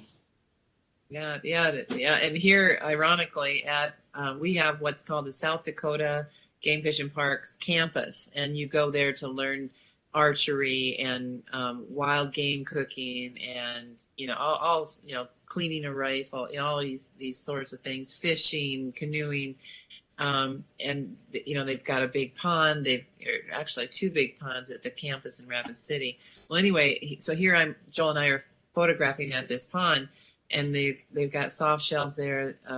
I think we saw a spiny soft shell. They've got 2 good common snappers, and then I was looking through my long lens, and they have a yellow-bellied slider, so they have an invasive species in the Game Fish and Parks pond, and I'm like, I wonder if anybody's called attention to that, And so then and then one of the biologists I was talking to, and most of the biologists in South Dakota, they study the upland game birds and the big game and the fisheries. And so I've just talked with their new herpetologist, which is a first for me to meet, and we're going to have her on as a guest with highlighting her research. And then in another one, they're trying to clarify the turtle laws in the state. So anyway, she in talking with and networking with some of the game and fish over the turtles, they go, well, if someone lets loose a red ear slider, it can't survive here. And I'm like, we're out there as the ice is breaking, and the first thing in the spring, and there's a big red ear slider, on the log with painted turtles. So they are surviving our winters, especially in these larger ponds and small lakes that we can rarely see them. So and so I'm setting up volunteers where we're going to go and do some plein air oil painting along the shore and have a turtle trap going and doing the census to see what we find. So what species would you like us to send you, Patrick, if we find some exotic species here? I don't know if you can call the red ears exotic species, but what's a few more, Right. Yeah. Once you hit that yellow belly. What's that? Once you hit a certain point, it doesn't matter anymore. What's a handful more? Yeah. Just throw them in with something. We'll figure it out. Yeah. I gave away a bunch of normals for the same situation. Someone had them, they shouldn't, and they gave them to me. And then I gave them to some kid that wanted them. And then shortly after that is when the paradox became available. And it's a dominant gene. And so I just needed a few males and some normal females to start producing those. And as soon as I could get my hands on them, I had given away all my normal ones. And I was like, what have I done? Well, depending on what I catch, then I'll message you and say, hey, this is what I got. I have to get rid of them. They have to either go or be euthanized. I'll see if you want to take them. Yeah. So you're not breeding any yellow belly, or you're just... I have what are some... you breeding? Well, I'm really just breeding the red ears and just focusing on new combos that I don't think anyone else is really working on or focusing on. Kind of back to that axanthic. I have 2 or 3 different things in my collection that standalone morphs. They're nothing to write home about. They're not crazy, but I think the potential mixing into other genes is really, really high. And so that's kind of what I'm after, which is, if you know me, that's the most typical thing I would ever do is, why make it easy and buy a pair of something that's compatible and then just breed them? I'm taking stuff that has never been put together, and we're taking the long road and making new stuff. But that's mostly what I'm trying to work on, is new double hets and triple hets for morphs that have never been put together. We do have some yellow bellies, I actually I have one they call it an integrate. It's a hybrid. I get fed up when they try to sell it and they're like, it's an integrate. I'm like, don't make it fancy. You know what you did. But I have I have Didn't get it in the wild at the integrate zone. Yeah, no, it's not No. an integrate. No. They're separate species. If it's a separate species, the red ear slider and the yellow belly slider, if they interbreed, it's a hybrid. Now, if I breed my Western painted with my Midland painted, it's an intergrade. Right? Because it's they're considered subspecies. So when two subspecies come together, then they call it an intergrade. Yeah, Oh. the Diamondback guys can have their intergrades. That's fine. Painted people, you too. But sliders, no. That's not an intergrade, and we know it. You're just trying to trick someone. They've got those albino yellow bellies. Have you seen those? Oh yeah. They're not yellow bellies. They're integrades. They're just hybrids. Yeah, every one of them. Oh.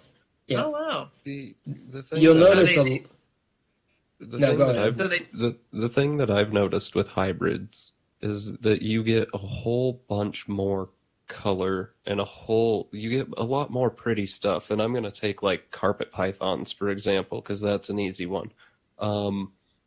Like a diamond coastal or a diamond jungle jag is a very, very pretty snake. Well, yeah, but it's also a hybrid because you're bringing out more potential when you're crossing that species threshold, I think. So there is something. I have noticed. I have noticed that in the painted turtle intergrades that I've a breeder in the Netherlands and I can't remember where the other breeder is, where they've got a Western crossed with the Southern, and I think it was a Southern high color, where it has a lot of the scoot outlines and in bright orange. And it may have been someone in Indonesia. I think I know the turtle you're talking about, actually. It looks very different. Like, it's clearly a painted turtle, but like the pattern and the color is gorgeous, but none of it matches like the shape and everything. It's a beautiful turtle, and I have no problem with it because it's just he has a bunch of painteds and that just kind of popped out, and I think I love it. I don't have a problem with hybrids or intergrades. I have a problem with people who try to sell it off as like a new gene or a new morph or something to trick a new guy to spending way too much money. That's the problem. And like, with sliders, there's so many. Who cares if we hybridize them? There's no conservation being affected or anything like that. But with, and even painted turtles, there's so many in the wild. But they're more concerned than sliders. But like, just be honest about it, and no one's going to be mad at you for owning a hybrid. They're unique. They're really cool, and they're very different. And it goes back to what you were saying. I have a pair of hybrids that are, what are they? They're Venusta crossed with Rio Grande. Just normal. There's no special genes in there, but they are just this vibrant green pattern overlaid on like a Tennessee Vols orange shell. And it looks like something that, you'd only get out of a high-end recessive clown gene. But it's just a farmer in Florida where like one turtle hopped a pen, and for 2 or 3 years now, it's been like retained sperm, and the same female just lays hybrids. And they don't serve me any purpose. I probably shouldn't have bought them, but I was like, they're really cool. So I just picked up a pair of them. Mm-hmm. Well, and that's the thing. I think we need to figure out the humans and the keeping anyway. Figure out what we all feel is kind of okay, because like the carpet python guys will complain about that diamond jungle cross because they're not related at all. But yet the green tree guys are putting together a Biak and a Naru, which look completely different morphologically even, and that's fine. You know what I mean? Yeah. So, like, there's a whole divide here of what's okay and what's not.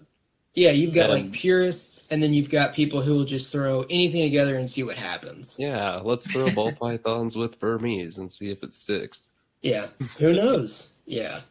Yeah. Well, I was showing Patrick, the what I was seeing out of that clutch, out of that big female that had the shell rot, and there was two coming out of the clutch that were growing a real light milky green, and I said, I've not seen this before in any youngster I've ever caught, and I'm wondering what it's going to look like, by the time it's 3 or 4 inches. Well, those two are the ones that are the cannibals, and they're growing the fastest, and they've lost the milky green, but they are a bright green with really bold orange mapping on them. Those are the two that I've put in the big tank behind me, just to save them from, or save their smaller siblings from their cannibalism. They were biting hunks out of the back end of the turtles, like right at the other side of the tail dock. And it's just, I've never seen that. I mean, I've seen the excuse me, the nipped tails, but I've never seen that type of ferociousness, and they're fat. I mean, I was overfeeding them to try to get as much growth as possible so we can release them in June instead of July. But you were right that it's not.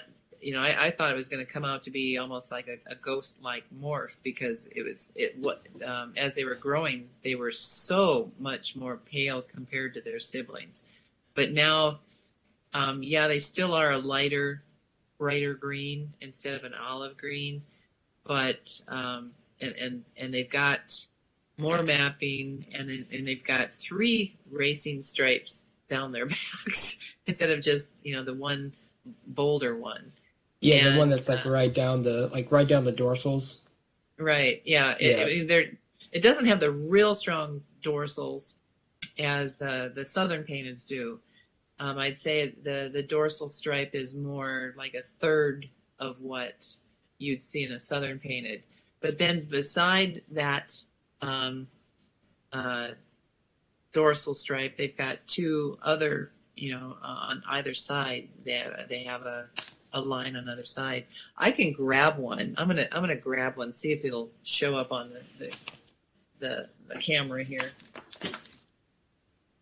It doesn't take long for reptile people to be like, let me show you something. Any excuse to grab one. Oh man, Yeah. my goal is to take a trip and just from here down to Miami and stop at as many people's houses as I possibly can along the way. No, you Oh, can't that'd be see a hell of a road trip. Yeah, it would be 3,000 miles there, 3,000 miles back. You could take 2 Don't- different routes. Can you hand me Hit that Oh, that'd be totally cool. different people on the way there and the way back. And record a podcast with every single one. I'd have content for like 3 years. Oh yeah, easy. I can see the mapping really clearly. Yeah, I super mean, it's bright. just, Yeah, it's it's just, not even like that olive green. I mean, that's very green for a western. yeah. The westerns vary Well, so see, now- much. Yeah, now you can kind of see the 3 stripes. Yeah, But yeah, I mean, she's just really bold, and she's the size of a yearling. I mean, she's just but a mean sucker. But the one of the ones that I'm sending you is kind of like this one, but it's got the belly pattern. Belly pattern of the, let me think here. The carapace of the mother and the belly pattern of my clown's brother. And I mean, you're going to really like her. She's really, really light colored like mom. Really unique painted turtle. So I'll send you pictures of those 2 tomorrow. I got to clean their tank tomorrow. okay, But, cool. Well, I look forward to that. I won't turn Yeah. down pictures of turtles. I love when people show me all their stuff. Well, as soon as we can count on the weather, those are the two that I'm sending you. Those two babies, and I'm excited to get them. I'm hoping I get eggs from that female that was with the male. She's not gravid yet, but I mean it's March, so yeah, who knows? We were still concerned last time I talked whether you didn't know if she was going to survive or not from that. She's come back all the way. She's good now. She was just like good. real slow to bounce back. I'm not really sure what happened. Her eyes cleared up all the way. She had just, I think I sent you pictures. It was almost like algae had grown over her eyelids and they were shut. And I went and I bought some of those turtle eye drops. And before I had actually got them, I reached out to a breeder buddy of mine. And he was like, just make your own saline solution and try that. And so that stuff kind of got back ordered and it took a while. So I was just using a dropper and I made a saline solution every day, used warmer water that was fresh or whatever. And one I started to open before the actual like medicated drops came in. And when they came in, I started to use them. And I turned it over and read the label. And essentially it's just saline solution with vitamin A. And I was like, you've got to be kidding me.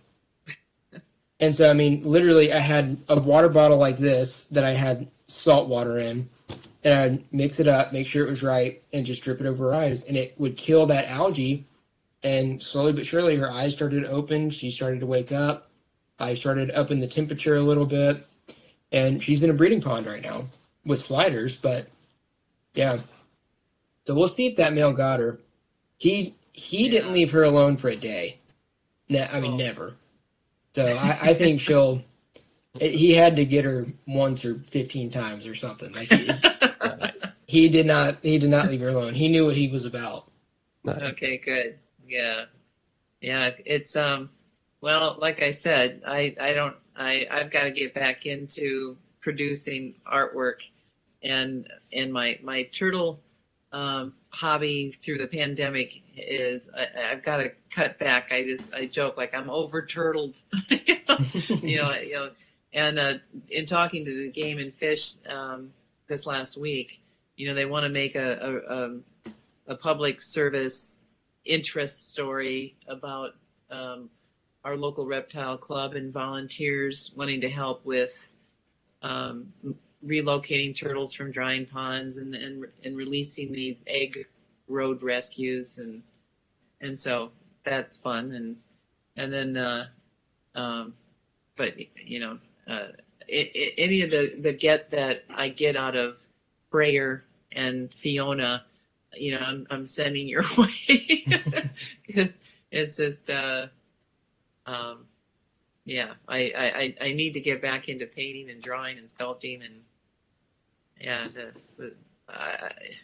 I don't have the room. I'll take as many painted turtles that carry a clown gene as you want to send, and then we'll send them back whenever the clown itself is big enough, whichever sex it ends up being. Yeah, it's just it's growing, and I got another growth spurt out of it, and I just when I hear about one person said he had a small female and he thought I was talking to him, it is going to take another year or two to grow, it laid 1 or 2 eggs for him. And he goes, I couldn't believe, and they were normal size eggs out of the same size as the clown is. And I thought, well, maybe I'll put the clown with her brother and just see what happens. And well, I did that, and the clown attacked her brother to the point where he grabbed onto the back end of the shell and would not let go. I mean, I've got a video of it. I mean, it's just like, I've never just the complete opposite of what you thought would happen. You were worried about the clown going in there, and she was like, "Let's go." And I've never ever have seen that kind of aggression in painted turtles. And I didn't know if I don't know if you have or. Mine are all pacifist. Did I send you that video? Oh, I don't think did so. I'll send you the video because it is unbelievable. It is, and it only took like about 10 seconds for her to go on the attack. I mean, it was You just just saw him. It unbelievable. was like, oh, it's on, just out of Yeah, nowhere. and right. So I thought, okay, it's attacking a male. Let me put so I took her brother out. I put in a female, and she attacked the female. I put in a smaller turtle, attacked the smaller turtle, and I mean, it's just I've never seen such territorialism, or Especially, I she's don't got know. little man syndrome because she's not that big. She Yeah, thought and she was going to she's get bullied and was like, you thought wrong. You got another thing yeah. coming your way. Yeah. So it's only the three 3 3/4 inches right now, and and it seems like the soft tissue is growing faster than the shell, Yeah, and I've so noticed that with some stuff before too. Like they're yeah, almost outgrowing the shell. Like they yeah, get fat like in here, and then also the normal like kind of in the back legs. right, and so I right now I'm putting her through a cool down, and to see if that will get the thyroid in properly, because that's another thing that I had read, that if turtles that normally brumate aren't allowed to brumate, their thyroid gets screwed up. And so I've barely been feeding them. And so right now I've got this tank starting on the cool down. It's I've got the water now at just 68. And when I reached in there, like, ooh, it is rather cool. And right now, it's you can see them starting to follow one another around. But it's they're starting to do their mating dance. But I'm afraid that I want to take the ones out of there that keep attacking the others, so that they don't attack, the penis of the clown's brother. It's like, I don't want that to happen. So I'll be have to set up another tank for those piranhas. That's a tough way for him to go. I think I've lost 2 that way. I think it's just 2, but I mean it's tough because there's nothing. If they really get them, there's just nothing you can do. Like you can take them to a vet and they can amputate it and all that. And if it's a pet, I completely get it. But unfortunately for guys that are like in my situation where you need a stud, you just can't. And it's not cheap. It's not like I'm just not willing to spend $100. If it was like a cheap surgery, I would do that and then I'd give it to someone that wants a good pet. But it's very expensive, especially in the area I live, because there's not a lot of reptile people. There's not any special reptile vets. I'm very fortunate that we have a vet that's been around for a long time, and he'll just let me show up and tell him, I'm like, this is what's wrong, this is what I need, and this is how we need to do it. And he just like signs, he's like, there you go, you just, sure. And so like we can get that kind of stuff done, but something like that, you just kind of have to hope for the best. Like I had one, he didn't get attacked. He was trying to breed and he got his penis sucked into the pump, and it didn't hit the impeller, but it pulled it out like all the way.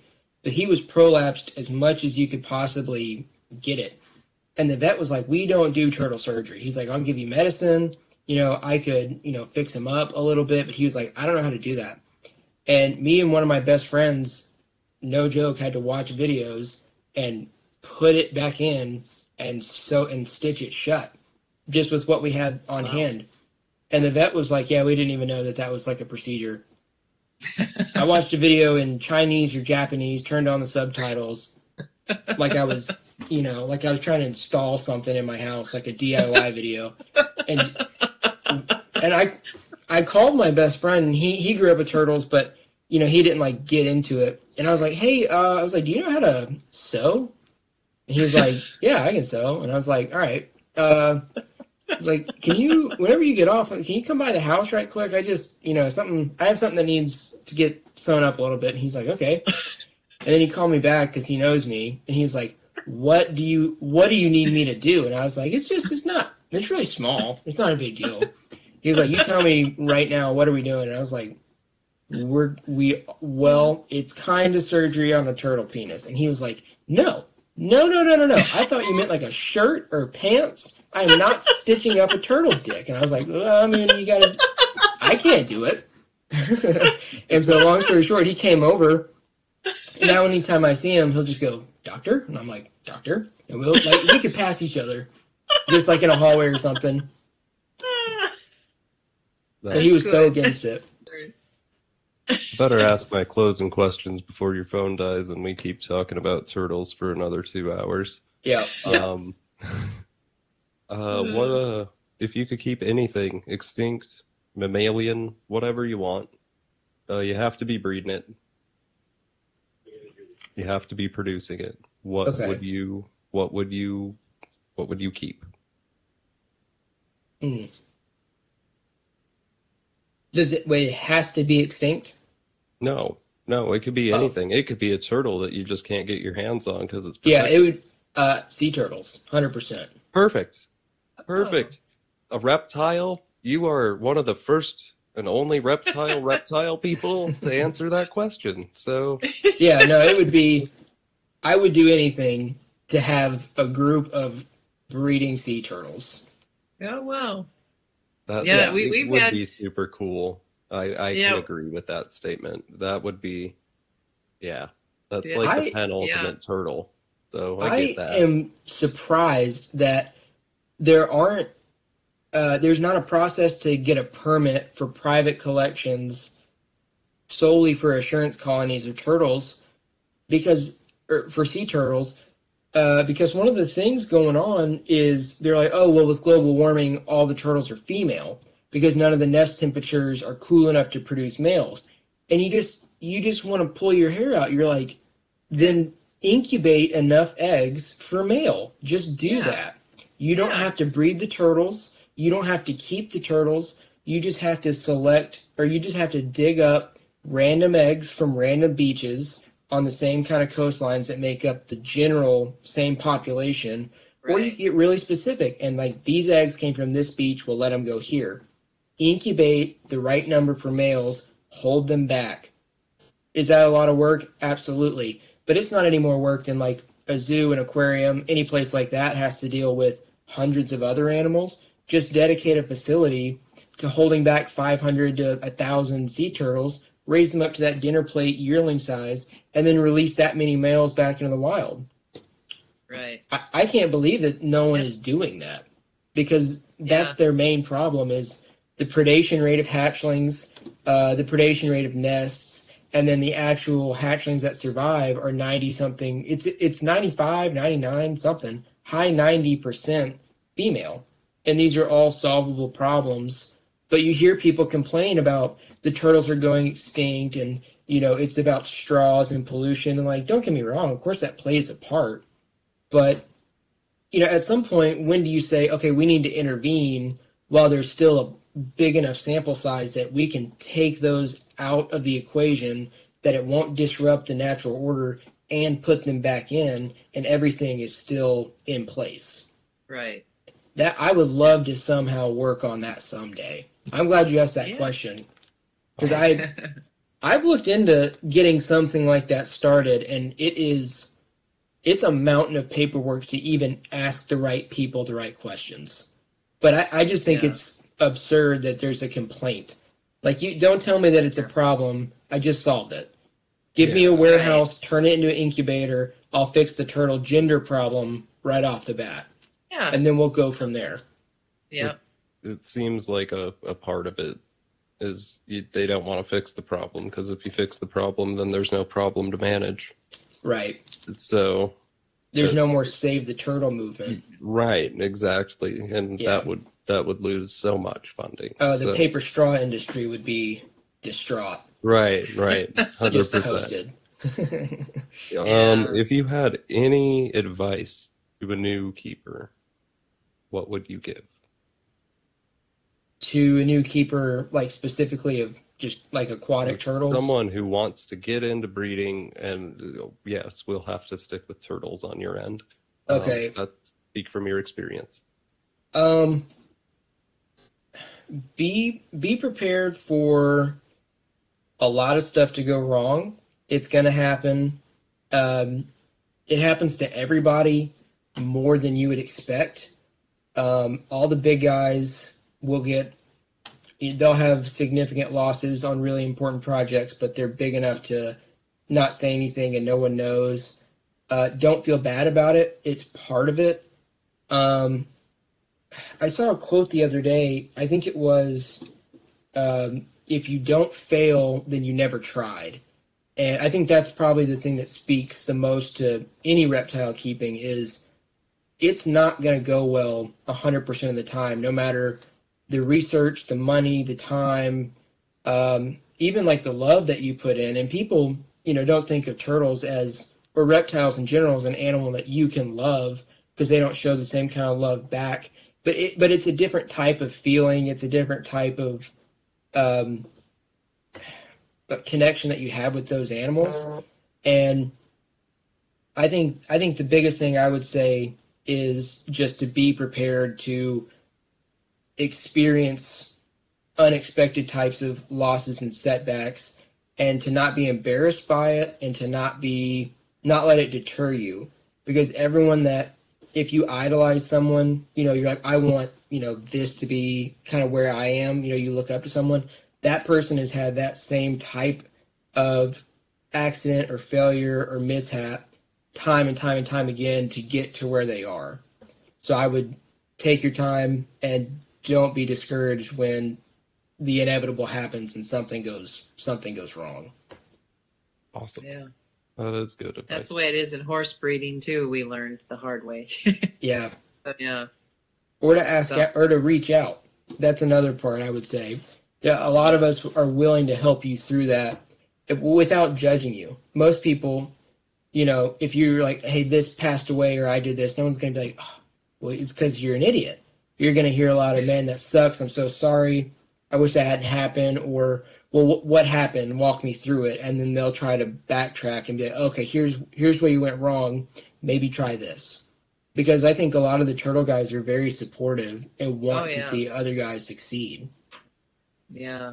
Yeah. I found that with the Turtle Network that I didn't know exist until this clown came, into being, and just how forthright everybody was on wanting me to keep it alive.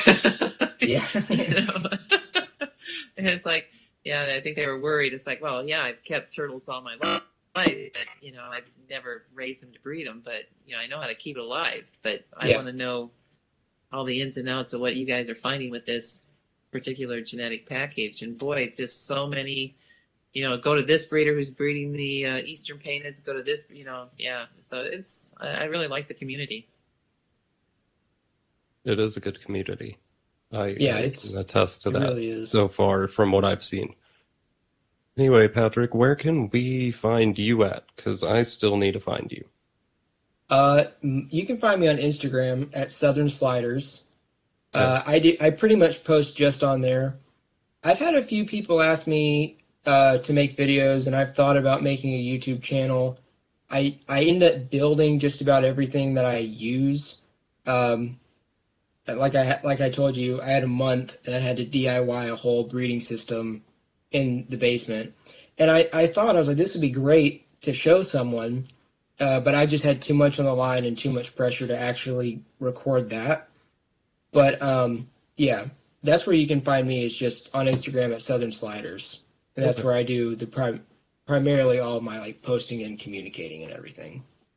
And it is Southern_Sliders. Yeah. All right. It'll be down below in the show notes as well. Okay. Peggy, do you wanna plug your Instagram or? Oh, well, I don't have a per se turtle Instagram. It's just Detmers Studios, and it's all run together, two S's together there, just Detmers Studios. And there you'll see my life with my artwork, my turtles, my dogs, and that's, oh yeah, and Joel too. Oh yeah, that guy is sitting over there. Yeah, he's the one that I rope into all my turtle adventures. So, at this point in time, the software we were using to record on failed. Anyway, for Peggy and Joel's turtle adventures, check them out over on Instagram. We'd also like to thank Patrick for his time, and you, the listeners. Well, if you've made it this far, you're a trooper. Thank you very much. As for me and the podcast, you can find us at herptalkradio on Instagram, herptalkradio@gmail.com. Tune in next week, and for whenever you're listening, have a good day, night, evening. We'll see you next time.